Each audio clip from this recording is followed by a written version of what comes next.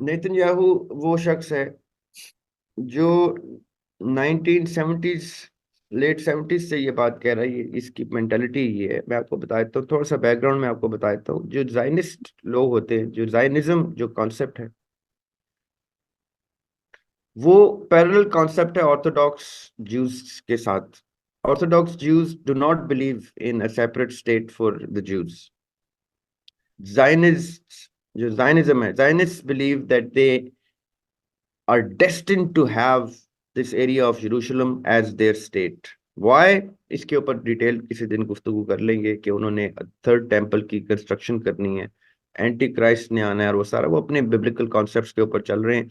आप उस चीज को थोड़ा सा अगेन इसको स्टडी करें कि जायनिज्म की इब्तदा कहाँ से होती है, कौन कब लेट लेट 1800s और देन अर्ली 1900s में ये सारी चीज प्लान की जाती है, प्लांट की जाती है। कहाँ रॉथस्चाइल्ड फैमिली आके इसको फंड करती है, कहाँ वो खाइम वाइसमैन जो उनका फर्स्ट प्रेसिडेंट था वो इस सारी चीज को प्लान करता है, कहाँ बैलफोर डिक्लेरेशन आती है और ब्रिटिश हुकूमत जो है वो इनको ये एरिया एलोकेट करती है। ये थोड़ा सा आप लोगों ने स्टडी करना है। आप स्टडी करेंगे आपको समझ आ जाएगी। Netanyahu is a man on a mission. Just because he is on the opposing side of hours, हम उसको ब्लाइंडली गाली गलोच और ये करना शुरू कर देते हैं, ऐसा नहीं है। इसको समझें। नेतन्याहू को कोई परवाह नहीं है इस वक्त के बाइडेन क्या कहेगा, या अगर फ्यूचर में ट्रंप आता है तो वो क्या कहेगा। उसको किसी किस्म की परवाह नहीं है, क्योंकि नेतन्याहू को पता है कि अमेरिका उसका एक क्या कहते हैं, गुलाम है। और गुलाम क्यों है?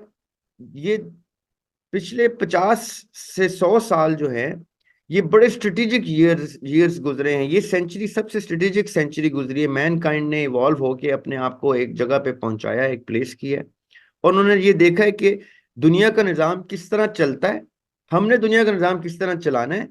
और जितनी भी प्रोफेसीज हैं from the old testament to the final testament that is Quran पाक, वो सारी प्रोफेसीज ये पहले से बता चुकी हैं कि कब कब इंसान किस तरह से दुनिया में अपना एक सिस्टम इस्टेब्लिश करेगा, कब वो अपनी आखिरत को एट एट स्टेक ला के दुनिया में अपनी प्रेवलेंस, अपनी सुप्रीमेसी इस्टेब्लिश करने के लिए ये सारी अखलाकियात और एथिक्स को भुला के कत्लो गारत गरी और ये सब कुछ शुरू कर देगा। ये सारा कुछ रिलीजन ने हमें as a manual, when God creates a human being, God also sends a manual and some instructors of this manual on the planet, जिनको हम आसमानी कुतुब और अंबिया अलैहिस्सलाम कहते हैं।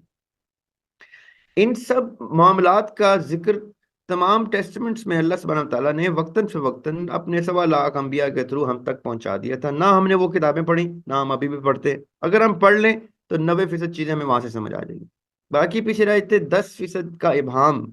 वो इबाम किस लिए रखा है अल्लाह सुब्हानहू तआला ने, कि सर्टन चीजें अल्लाह ताला ने अपने इख्तियार में रखी हैं, क्योंकि वो आगे फ्यूचर के इवेंट्स के ऊपर उस उन मुरतब होते हैं असरात। इसलिए अल्लाह ताला ने बाकी का 10% हमसे पर्दे में रखा है। लेकिन 90% चीज पढ़ने के बाद आपको वो 10% भी समझ में आना शुरू हो जाता है। अल्लाह सुब्हानहू तआला ने बड़े बड़े टैक्टफुली ये सारी चीजें हम तक पहुंचाई। ये 1917 से ये तहरीक बाकायदा शुरू होती है इसराइल की, और 1920s में जाके ये कहीं जाके बेलफोर डिक्लेरेशन होती है, और 1948 में पोस्ट वर्ल्ड वॉर इनको ये जगह दी जाती है, और ये एज रेफ्यूजीज आते हैं, ज्यूज, ऑर्थोडॉक्स ज्यूज। और फिर जायनिज्म का बग जो है वो इसके अंदर इनकलकेट किया था, इनके दिलो दिमागों में प्लांट किया जाता है by the funding of the Rothschild family. Rothschild family का मैं बार बार जिक्र इसलिए करता हूँ क्योंकि ये वो फैमिली है जो ज्यूस की सबसे इन्फ्लुएंशियल, पावरफुल और रिच फैमिली है, जो पूरी दुनिया के सारे मेन इकोनॉमिक फॉरम्स की बैकबोन है, जो जिसकी वजह से ये कैपिटलिज्म और ये सारा पैसे का सिस्टम जो है, ये बैंकिंग और एंटरटेनमेंट और मीडिया इंडस्ट्री, ये सारी इन लोगों के पैसों से, इनके फंड से चलती है। अब जब एग्जाम्पल के तौर पे मैं आपको बता रहा हूँ, अगर मेरे स्टेक्स हैं पूरी दुनिया के इकोनॉमिक सिस्टम में, तो मैं तो सर धड़ की बाजी लगाऊंगा उसको अलाइव रखने के लिए। वो जनरेशन आफ्टर जनरेशन मेरी डायनेस्टी होगी। उस डायनेस्टी में अगर मैं अकीदे वाला आदमी हूँ तो मैं अपने अकायद के मुताबिक चल रहा हूँ। अगर मैं बेअकीदा आदमी हूँ जैसे नेतन्याहू है या जायनिस्ट होते हैं, वो फिर अकीदा उनका पैसा होता है, उनका अकीदा ताकत होती है, उनका अकीदा पावर होती है, फेम होती है, फॉर्चून होती है, सस्टेनेबिलिटी होती है। वो फिर उसको उसको अकीदा बना के, मकसद बना के चलते हैं। नेतन्याहू उस मकसद का, मैन ऑन द मिशन है। उसके रास्ते में कोई दीवार आ जाएगी, वो उसके ऊपर से गुजर जाएगा, उसको तोड़ देगा, गिरा देगा। चाहे वो फलस्तीनी हो, चाहे वो ईरानी हो, लेबनानी हो, चाहे वो बाइडेन एडमिनिस्ट्रेशन हो, चाहे वो ट्रंप एडमिनिस्ट्रेशन हो, कुछ भी हो, वो गुजर जाएगा।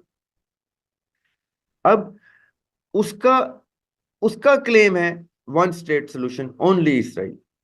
कुछ मुसलमानों का ये क्लेम है one state solution only Palestine. इन दोनों को का गैप फिल करने के लिए, मुफाहमत की का रूम एग्जिस्ट कराने के लिए एक टू स्टेट सोल्यूशन की गुफ्तगू की जाती है, जो पीस जनरेट करने के लिए की जाती है। क्योंकि 70% ममालिक इसराइल के मरहूने मिन्नत हैं, अमेरिका के मरहूने मिन्नत हैं, इस पूरी लॉबी के मरहूने मिन्नत हैं। और बाकी 30% लोग हैं जो कहते हैं कि अगर हम इन वो गुरबा की लिस्ट में आते हैं, साउथ की लिस्ट में आते हैं, जिसको साउथ कहते हैं, जो थर्ड वर्ल्ड कंट्रीज हैं उसकी लिस्ट में आते हैं, इसलिए उनकी इतनी से नहीं, इतनी वैल्यू नहीं। वो फिर कहते हैं कि अगर हमने सिर्फ प्रो पैलेस्टीनियन हो गए तो जाले लग जाएंगे हमारे मुल्कों में, हम स्टोन एज में चले जाएंगे, जैसे पाकिस्तानी आजकल कर रहे हैं, जैसे आपके काकड़ साहब ने आके बयान दे दिया टू स्टेट सोल्यूशन का, इमरान खान ने दे दिया। Because they are afraid, they know that they can not tolerate the sanctions of IMF and the World Bank and whatnot.